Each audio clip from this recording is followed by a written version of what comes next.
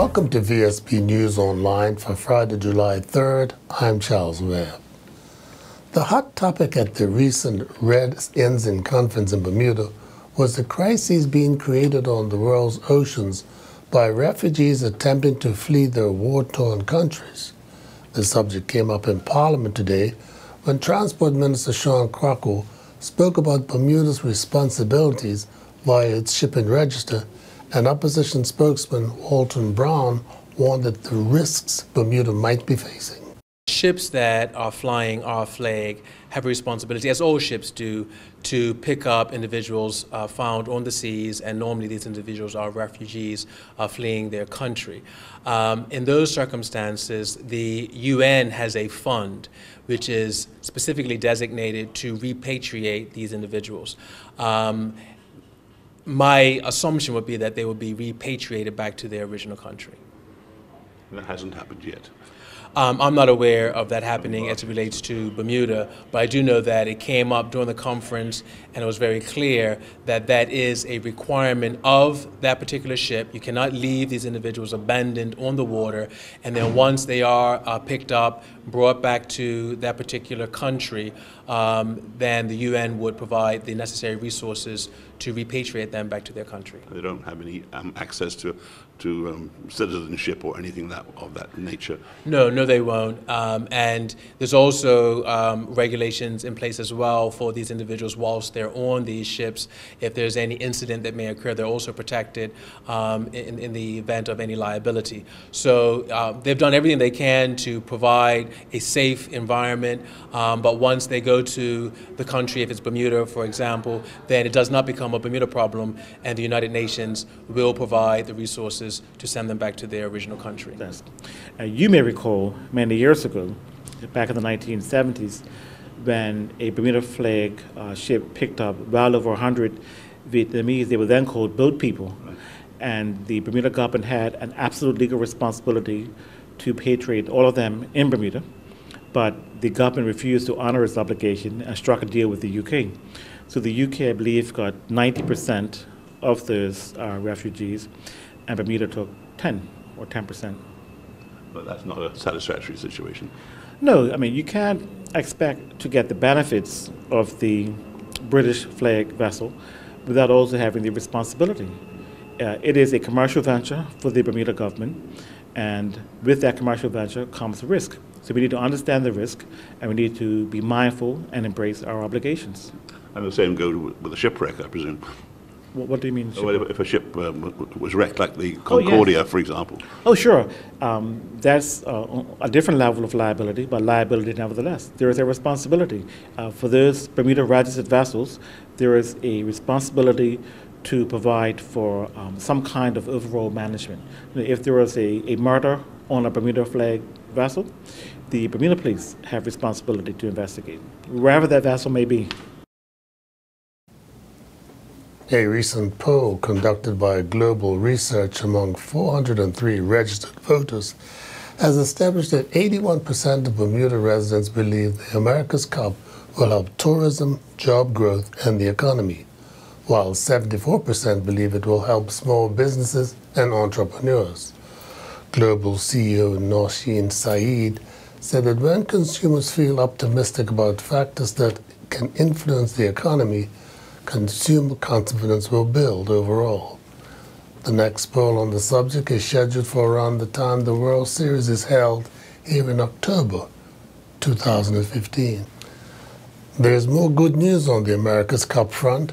The Japanese team is now planning to establish its own headquarters in Bermuda ahead of expectations, thus providing further stimulus for the economy. Minister of Economic Development Dr. Grant Gibbons has the details. I think it's very good news. It's another team in addition to Oracle and Artemis, which is already here, who have now decided that they're going to move their base of operations to Bermuda. The first, I think, members of the team will probably come later in August, early September, and then that will build over the course of the year. We're probably looking, when you consider about 40 team members, staff members, and about 35 family members, another influx of people coming into Bermuda who are going to be practicing here. They'll be setting up a base up at South Basin, very close to where Oracle is right now, and I think it's going to be terrific. This is very good news because these teams are moving in and moving, in some cases, their entire operations here much earlier than we expected. So, of course, not only will there be excitement in terms of boats practicing here, but obviously the economic benefit, renting, team members renting houses, eating in restaurants, using grocery stores and other services. All of this will be very good for Bermuda. So we'll stay tuned to see whether other teams start to come. The first World Series races are at the end of this month, July, in Portsmouth, and I think after that we'll start to see members of Team Japan, the CEO, Dean Barker, and others probably start to move in, as I said, early August, beginning of September. Must be very pleased with the outcome of the recent poll that says that the public are really taking notice of this now. I think that's great news. I think most of us have felt that for some time now this is going to have a real impact on Bermuda, not just because of the exposure that Bermuda will get with our gorgeous, great sound and the sort of the beautiful environment here, but certainly from an economic perspective, I think as media start to come and the excitement builds, and all of these World Series races, which will be around the world, Bermuda will be obviously recognized as the host venue for 2017, so we'll get a lot of exposure out of that as well. I think it's terrific, and it's not just about sailing, it's really about the whole island. Seeing that historic building in Dockyard being put to use again, that's a real mover. You know, there's so many, I think, advantages coming out of this. A lot of those buildings, which were very solidly built back in the 1850s, but in many cases have been, I think perhaps the word is neglected for years, now being brought back into use, reconditioned, and being used for office, retail, and I guess in the case of Oracle, sort of sailing strategy operations. I think it's tremendous, and obviously those buildings will be there after the America's Cup, and I think will be a good boost for WEDCO and Bermuda. Any news on the renting of cruise ships? Nothing more to say at this point. I think there was an indication that a very large cruise ship has been leased for June of 2017. I think we're trying to get a better understanding of what that is, but I think the cruise ship in question probably had over 4,000 berths, or could take 4,000 passengers. So in addition to other people coming in different ways, I think that'll be a considerable injection into the economy as well. I think we always understood, as a lot of cities have hosted large sporting events have, that sometimes you have to bring in additional accommodation, and I think the hotels will certainly be absolutely packed at that point, but I think bringing in cruise ships will bring additional visitors here and give us obviously the exposure that we're looking for. And we'll be back with more news right after this. In an effort to make Bermuda's roads safer, and in partnership with Bermuda Police Service and the Bermuda Road Safety Council, DeFon's Broadcasting is launching a safe driving campaign. Complete with thumb bands, come into DeFon's Broadcasting and 94 Reed Street and make the commitment to drive safer and slower for yourself. Your voice could be featured on the radio. Get yourself a thumb band as a reminder of your commitment to drive safer and with fewer distractions. While you're at it, why not get one for someone in your life who also needs a reminder that our roads do not discriminate. They can take anyone's life. Let's drive safe, Bermuda, and arrive alive. Peace and love. Safe journeys. Horseshoe Bay will soon undergo a major transportation infrastructure designed to enhance the safety, convenience, and experience of beachgoers. Final plans have been submitted to planning, and as you will hear in this report, every feature designed to enhance this iconic beach has been taken into consideration. Be they Bermudians or visitors, Horseshoe Bay beachgoers will warmly welcome the plans for this iconic Bermuda landmark. It is a collaborative effort with input from the Ministry of Public Works, Tourism, Development and Transport, and the Bermuda Tourism Authority. Also involved are the Bermuda Environmental Sustainability Task Force, or BEST, and the Department of Planning. The project will provide safe and efficient transportation pickup and drop-off for all public and private transport, parking areas for designated taxi and minibus operators, safe pedestrian access to the beach, public parking, improved lighting and aesthetics, and improved access for maintenance equipment, waste removal, and emergency vehicles. All told, Horseshoe Bay will, according to a spokesman, have improvements that are an investment in the future of Bermuda's tourism product and a tangible step towards improving the experience of anyone who uses the beach. So many new car models are coming equipped with hands-free communications devices like Bluetooth that government has decided to remove them from the list of items it's illegal to operate while driving. Transport Minister Sean Crockwell has taken the amendment to Parliament. We will be bringing that amendment to allow for hands-free devices to be utilized in cars only. So as we know, the very popular Bluetooth technology, which is now coming already equipped in many cars, we believe that this technology allows individuals to continue to drive and have conversations in a safe way. We are cognizant that any form of inattention can lead to an accident, and so we want to continue to advise the public to be at their most attentive whilst driving. But we've heard from the public, and people were getting pulled over despite the fact that they were, applying their hands on the steering wheel, and they were using this Bluetooth, which was already in their car, and we don't think that individuals should be penalized for using that technology. But you are worried about distraction, and that will probably come into it. Well, distractions come in many forms. Individuals are eating while they're driving, they apply makeup while they're driving, they want to correct their children while they're driving. So any real form of inattention can lead to an accident, and we cannot legislate or prohibit all of those behaviors. So we continue to advise the public to use care and attention while driving. But because this technology is coming installed in vehicles, because, of course, as you know, it's very prevalent now to have the Bluetooth technology, we don't think that, and the data doesn't suggest that that is leading to increased accidents. So we think this is a prudent amendment. Otherwise, the law is working. Well, we think so. We think that that law, which was brought in under the previous administration, at least lets individuals know that they need to be paying attention rather than texting. And that's the big issue. Is not necessarily having the conversation. It's when you have to divert your eyes from the road, looking at a text or an email or texting, that will still be unlawful. The Bermuda Institute of Ocean Sciences has signed a 15-year performance contract under which Air Care Limited will earn BIOS $1.2 million for complete air conditioning and lighting overhaul and be paid back over 15 years from the saving in energy costs. This innovative approach is going to take off in a big way if Air Care's manager Craig Stevenson has anything to do with it. We were proud to be the first entity in Bermuda that brought performance contracting to Bermuda in as long ago as 1999. And most people don't realize that Air Care was the company that actually funded the mechanical retrofit of the airport. And that was a 12-year performance contract, which was actually completely self-funded. Going back to 99, the cost per the kilowatt hour was around 28 cents. And we were able to fund that and promised, in fact, through a performance guarantee. The guarantee was $2.8 million over that 12-year period. And we actually exceeded that by $1.8 million. There was we actually, due to the cost of the kilowatt increasing over that period of time, we actually generated $4.7 million for total savings for that 12-year period.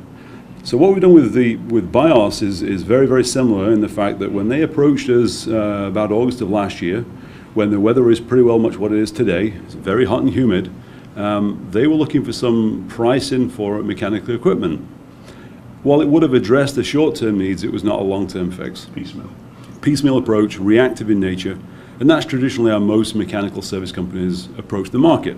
It's not with a long-term view. Our strategy as a facilities management and maintenance organization is to manage that facility proactively, looking at the life cycle cost. So all we did with BIOS is take a step back and review and fully analyze their operating methods, the procedures, the equipment, And we realized that we could generate about 1.2 million in savings for the next 15 years. Now, in doing so, and that's obviously at today's cost per kilowatt, which is somewhere in the 45 cents per kilowatt range, we realized that if we could assist them break that cycle of reactive approach, retrofit the entire facility in its entirety, all new mechanical systems, largely we lean towards the systems that are directly related to energy. Obviously, air conditioning is a huge component for energy consumption. Lighting is a second one. So in what we like to call the first phase, we've actually managed to retrofit the entire facility with all new Daikin VRV4 reverse cycle air conditioning systems. Standard. Completely zone controlled, web-based, night and day comparison to what they have today, which is an antiquated chiller plant. Yeah. Unfortunately, not seeing the best of maintenance over the last few years. And also retrofit with all LED lighting. And the second phase would be a photovoltaic or a PV array to take advantage of this beautiful weather we're having right now. And now we turn to Earl Baisden with the latest from the sports desk. The Bermuda Cricket Board announced that Leilani Nesbitt has received a cricket-based scholarship to join Bede School in Sussex over in the UK in September. Making today's announcement was Fiona Holmes from the Bermuda Cricket Board. The BCB is very pleased to announce that it has secured a cricket-based scholarship for Leilani Nesbitt to join Bede School in Sussex in September 2015. Leilani will be joining captain and senior squad player Delray Rollins, who has been selected to the Sussex Academy squad, who is also at Bede School. Bede has an outstanding reputation for providing academic excellence combined with exceptional sporting development. We would also like to thank Bedes for making this opportunity possible, and I would like to introduce you to Mr. David Lang from the Bank of Bermuda Foundation, whose support alongside that of the Excel Foundation has been instrumental in the development of our youth players such as Leilani. Thanks to their support, we've been able to offer year-round training, including elite one-on-one training to help develop our young cricketers. David, just say a few words. Good morning. Bank of Bermuda Foundation has enjoyed a long and happy partnership with the Bermuda Cricket Board, and Leilani is the latest of several Bermudian students who have managed to get scholarships to go abroad to school. I wish you every success. She's going to Sussex, which is a county I know quite well because my in-laws lived there until they passed away. It's near the seaside, so you'll be able to see the sea, and when the weather's as it is in England at the moment, you'll have a great time. It'll be too hot, in fact. So congratulations, Leilani. Thank you. All the very best, and enjoy your time in England. Do you want to say something? I would like to thank the Bermuda Cricket Board for their support, as well as the Bank of Bermuda Foundation and Excel. Any questions? Yeah, Leilani, cricket, football, Bede does it all. But are you going to be focused on just cricket for this? I will be my main priority will be cricket, even though I enjoy other sports. What do you think of the opportunity you're getting here? I think it's a great experience because Bede is such an outstanding school, and I think that I will perform to my best ability, and I think that even with sports, I still try my best to do well in academics as well. What did you think of the school when you visited last year? I think that it was a great experience to see all the faculty and students. It was a warm, welcoming atmosphere, and I met all the coaches, and I saw the sporting complexes and the educational facilities, and I thought that I will fit well. Bermuda's medal count at the 2015 NatWest Island Games in Jersey stood at 11 at the close of yesterday's events. On day 5 of the competition, Bermuda captured 2 gold, 2 silver, and a bronze medal. Tahira Butterfield won the women's 200-meter dash gold medal, clocking a time of 25:51, with Natasha Trott winning the silver medal, clocking a time of 25:62. Dominique Mayo won a very exciting men's individual town center criterium through the streets of St. Helier through a narrow and tight streetways. David Kendall grabbed a silver medal in windsurfing with 32 points, while Kaylin Hillier won the bronze medal in the laser standard rig sailing event. Today, Chris Estwanek has won the men's 10,000-meter gold medal, clocking a time of 30:04.66, while Dion Burry finished ninth in the women's 5,000-meter race, clocking 19:29.41. VSB's very own camerawoman Adrian Smack captured a silver medal during the women's ISSF 50 prone small bore rifle event with a score of 595.3 points, which is her best score ever in this competition. Last night at Upton Park, West Ham eased to a routine victory over Europa League first round qualifier opponents FC Lusitanos from Andorra. It was a big night for West Ham and for Bermuda, as Jair Parfitt-Williams became the first Bermudian-born footballer to play in the Europa League when he came off the bench in the 74th minute. Parfitt-Williams came close to making it 4-0, but his close-range header was saved by the goalkeeper. Eric Douglas and Micas Ming advanced to the Bermuda Junior Golf Association's Match Play National Championship Blue Tee Group Final. Ming got the better of Dakota Lamb in the semifinal, while Douglas advanced past Alex Mason. The Red Tee Group Final will feature Joe Watson and Tyler Emery. Watson defeated John Eales, while Emery defeated Kean Mooney. The Red Tee 9-hole Group Final will see Ryan Clementes taking on Spencer Young. Shelley Pearson and her Oxford University women's boat and Radcliffe crew defeated a team from Germany during the Hanley Royal Rowing Regatta over in the UK this morning. They defeated their opponents convincingly. Jessica Lewis concluded competing in the Fast Call Invitational in Indiana. Lewis took to the track to compete in the women's 800-meter run T53 wheelchair race. Lewis won Heat 3, crossing the line in a time of 2:06.18, which saw her finish 10th overall. I'm Earl Baston reporting for VSB Sports. And now for the weather for Saturday, July 4th. There will be a mix of sun and cloud with a passing shower or two. Winds will be south-southwesterly and light. The high will be near 86 degrees and the low near 78. This weather report is courtesy of the Bermuda Weather Service. We thank you for watching VSB News Online, and we want to take this opportunity to wish all our American viewers a very happy 4th of July. I'm Charles Webb.